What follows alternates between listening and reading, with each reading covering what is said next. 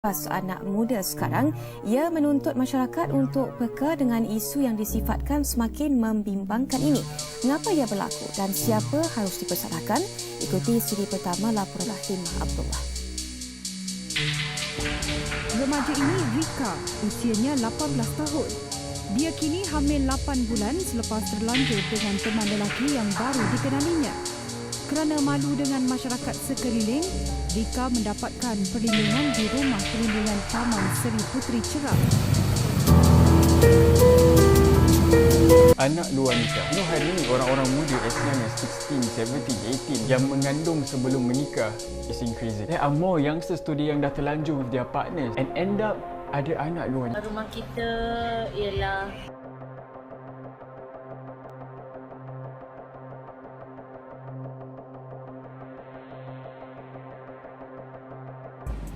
Assalamualaikum dan salam sejahtera. Sejak kebelakangan ini, golongan pesalah muda semakin mendapat perhatian daripada segenap lapisan masyarakat. Jadi, pada hari ini saya ingin mengulas isu hangat dalam golongan pesalah muda mengenai mengandung luar nikah. Saya telah memilih pesalah muda sebagai kumpulan sasar. Hal ini kerana pesalah muda sering dipandang rendah dan diabaikan. Saya juga ingin membantu pesalah muda agar tidak terlibat semula dengan salah laku jenayah serta mendorong mereka untuk menjalani kehidupan baru yang sejahtera. Isu ini telah menarik perhatian saya untuk diulaskan kerana peningkatan kes pesalah muda semakin hari semakin meningkat dan semakin sukar untuk dibendung. Pesalah muda merupakan remaja yang berumur 18 tahun ke atas dan tidak melebihi 21 tahun yang melakukan jenayah berat seperti penyalahan guna dadah, mengandung luar nikah, merompak dan sebagainya. Isu yang ingin saya pertengahkan ialah isu pesalah muda mengenai mengandung luar nikah. Berbagai faktor yang telah mendorong perkara ini terjadi, antaranya ialah masalah keluarga. Individu yang mempunyai masalah keluarga cenderung untuk melakukan jenayah kerana merasa tidak dihargai oleh orang tersayang dan merasa tidak berguna di mata keluarga kerana tiada yang mengambil peduli terhadap diri mereka. Oleh itu, sebagai pekerja sosial yang profesional, kita mestilah menitikberatkan masalah atau isu yang seperti ini dengan membantu individu tersebut menyelesaikan masalah yang dihadapi supaya dapat memiliki kehidupan yang lebih bermakna selepas ini. Seterusnya, bagaimana pekerja sosial membantu kumpulan sasar tersebut menyelesaikan masalah yang dihadapi. Pengendalian kes perlu merujuk kepada satu sistem pengurusan kes yang sistematik dan berlandaskan kepada pengetahuan, nilai, prinsip dan kod etika dan kemahiran dalam kerja sosial. Pekerja sosial menggunakan sistem pengurusan kes yang mempunyai 5 tahap. Sistem pengurusan kes ini merupakan prosedur untuk merancang, mencari dan memantau perkhidmatan yang diberikan oleh pekerja sosial atau pelbagai agensi sosial bagi klien. Sistem ini membantu kumpulan sasar supaya mendapat perkhidmatan yang terancang, komited dan tercapai matlamatnya. Seperti yang telah dinyatakan sebentar tadi, terdapat 5 tahap sistem pengurusan kes pekerja sosial, iaitu yang pertama ialah tahap penerimaan atau saringan, seterusnya tahap yang kedua ialah penentuan situasi, tahap yang ketiga ialah tahap perancangan dan intervensi, seterusnya tahap pemantauan dan penilaian iaitu di tahap yang keempat, dan tahap kelima, tahap yang terakhir ialah penamatan. Di tahap yang pertama, seorang pegawai mestilah menyemak kes dokumen mengandung luar nikah klien.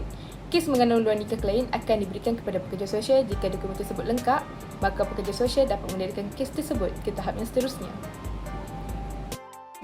Pada tahap yang kedua, pekerja sosial perlu mengenal pasti isu klien mengandung luar nikah dengan melakukan sesi temu bual terhadap klien supaya pekerja sosial dapat mengetahui punca dan kesan daripada apa yang telah berlaku terhadap klien.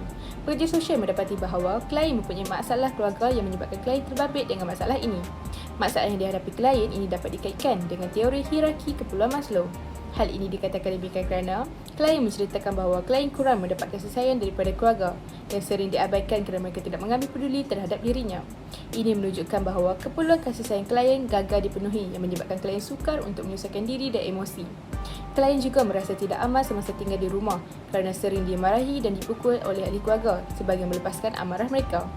Keadaan ini menunjukkan bahawa klien tidak dapat keperluan keselamatan yang sepatutnya. Hal ini kerana perlindungan dari segi keselamatan daripada ancaman fizikal dan psikologikal klien tergugat, menyebabkan klien tidak dapat terhindar daripada ketakutan dan kebimbangan semasa tinggal bersama keluarga di rumah yang sepatutnya menjadi pelindung kepada klien. Seterusnya, pekerja sosial mestilah memeriksa laporan keperubatan iaitu pemeriksaan mengenai kesihatan mental klien untuk memeriksa tahap emosinya. Sebagai contoh, memberikan bauran suara selidik atau menggunakan alat ujian psikologi untuk mengetahui tahap mental klien. Hal ini dikatakan demikian kerana klien mempunyai masalah dengan ahli keluarga dan mengandung luar nikah yang boleh menyebabkan klien berisiko tinggi menghadapi masalah mental seperti tertekan dan kemurungan yang berkepanjangan. klien turut merasa diri tidak berguna dan tidak bernilai kerana telah melakukan hubungan sosial sehingga mengandung luar nikah. Ini menunjukkan bahawa keperluan perhargaan diri klien tidak percaya dipuaskan. Setelah melakukan pemeriksaan tersebut, pekerja sosial mendapati bahawa tekanan emosi klien berada di tahap yang tinggi akibat kemurungan dan emosi klien yang tidak stabil. Menurut sumber yang diperolehi, klien mempunyai minat dan bakat yang baik dalam memasak dan membakar. Malahan klien juga mendapat sokongan dan dorongan daripada rakan-rakan mengenai bakatnya dalam memasak, dan ini menjadikan sumber kekuatan klien untuk meneruskan intervensi yang seterusnya. Bagi tahap yang ketiga, matlamat pengurusan penyelesaian kes akan ditentukan oleh pekerja sosial berdasarkan isu yang ada pada klien. Bagi kes mengandung luar nikah, isu utama yang terdapat pada klien ialah tekanan emosi akibat kemurungan kerana kurang mendapat sokongan daripada keluarga. Oleh itu, matlamat utama sebagai pekerja sosial ialah membantu klien menangani masalah tekanan emosi yang boleh menjejaskan kesihatan mental klien. Pekerja sosial boleh memainkan peranan sebagai broker, iaitu orang tengah untuk membantu menghubungkan klien dengan menyalurkan kepada mana-mana agensi seperti Kementerian Kesihatan Malaysia iaitu KKM yang merupakan salah satu agensi yang memainkan peranan penting dalam menangani masalah mental.